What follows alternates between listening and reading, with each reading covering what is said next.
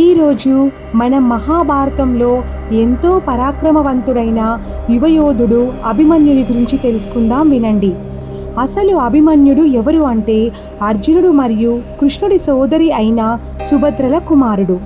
అంటే శ్రీకృష్ణుడికి మేనల్లుడు అవుతాడు. అలాగే అభిమన్యుని యొక్క భార్య పేరు ఉత్తర. అభిమన్యుడు తన తల్లి గర్భంలో ఉన్నప్పుడే పద్మవ్యూహంలోకి ప్రవేశించే విద్యను విన్నాడు. అయితే యుద్ధంలో మొదటి 11 రోజులు అత్యంత పరాక్రమంతో పోరాడి కౌరవ సేనను గడగడలాడించాడు. కానీ ద్రోణాచార్యుడు పన్నిన పద్మవ్యూహాన్ని ఛేదించి లోపలికి వెళ్ళిన అభిమన్యుడు బయటకు వచ్చే మార్గం తెలియకపోవడంతో ఒంటరివాడయ్యాడు.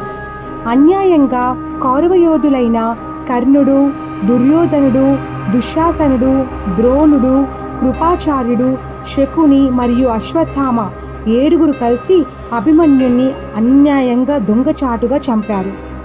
అభిమన్యుడు తన అసాధారణ ధైర్య సాహసాలకు చిన్న వయసులోనే వీరమరణం పొందడం వలన మహాభారతంలో ఒక చిరస్మరణీయ పాత్రగా నిలిచిపోయాడు.